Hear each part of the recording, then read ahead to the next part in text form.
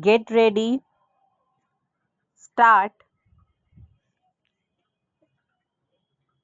I take your leave, sir, and the indulgence of the House to refer to certain incidents which took place in this House as well as the other House in the course of the last week and which somewhat disturbed the normal serenity of the work of Parliament. Unfortunately, I was not here then, but since my return, I have endeavored to acquaint myself fully with what happened in both the Houses of Parliament. Under our Constitution, Parliament consists of our two houses, each functioning in the allotted sphere laid down in that constitution. We derive authority from that constitution. Sometimes we refer back to the practice and conventions prevailing in the Houses of Parliament of the United Kingdom and even refer erroneously to an upper house and a lower house.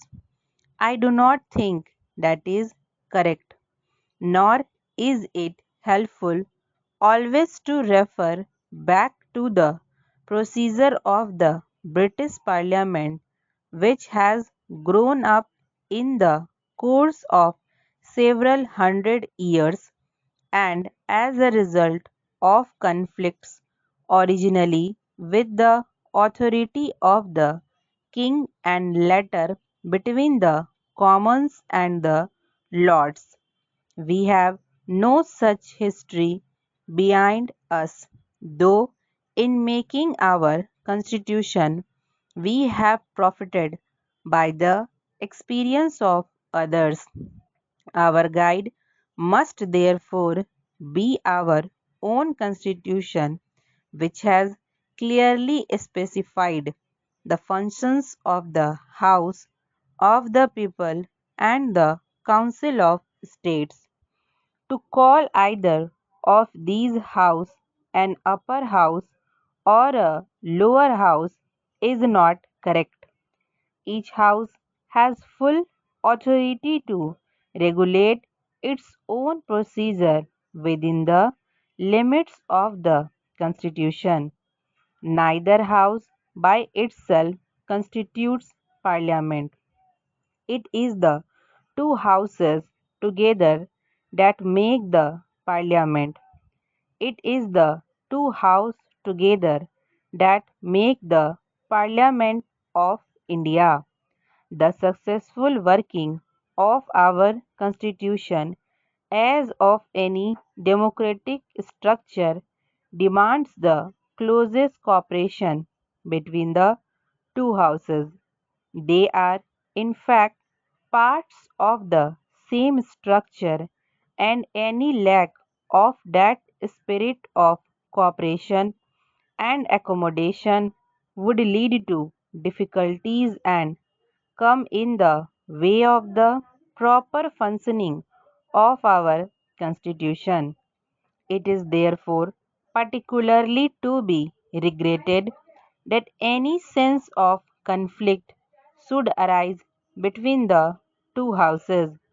For those who are interested in the success of the great experiment in nation building that we have embarked upon, it is a paramount duty to bring about this close cooperation where each other there can be no constitutional differences between the two houses as the final authority is the constitution.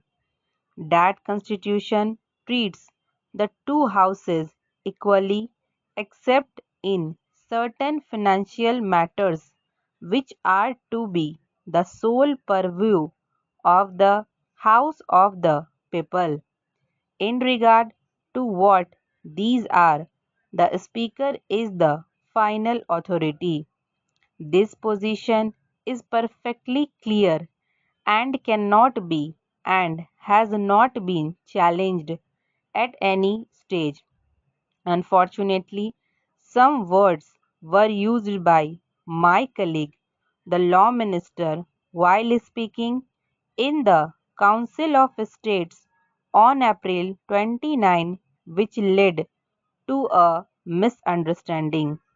That misunderstanding could have been easily removed by a direct reference to him. This was not done, and the matter was raised in the House.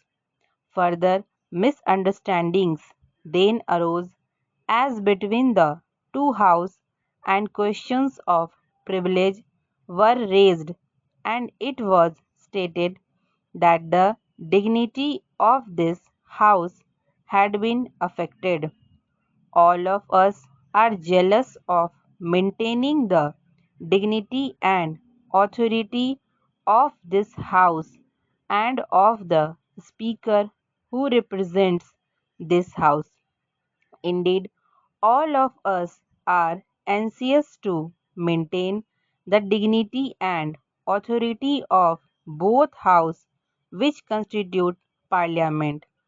My colleague, the Law Minister, is as anxious as any of us to maintain that dignity and authority, and it has been a matter of the greatest regret to him that any words of his should have led people to believe otherwise and further led to certain occurrences in both houses which disturbed for a while the cooperative and friendly atmosphere which must of necessity prevail in both houses of parliament.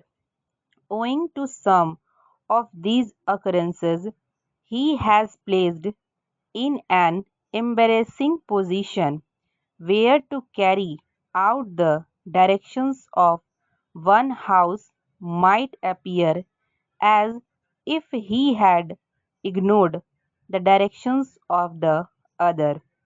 In this dilemma, we might have produced an impression of not having shown the usual consideration which is the duty of every member. But that was far from his intention, and he regrets it and trusts that the House will accept his apology for any mistake which he might have inadvertently committed. So far as the facts are concerned, they are clear, although unfortunately my colleague, the Law Minister, was not aware of all of them at the time the first reference was made to this matter in the Council of States. It is clear and beyond possibility of dispute that the Speaker's authority is final in declaring that a bill is a money bill. When the Speaker gives his certificate to this effect, this cannot be challenged. The Speaker has no obligation to consult anyone in coming to a decision or in giving his certificate, but he has himself decided to ask for the opinion of the law ministry here.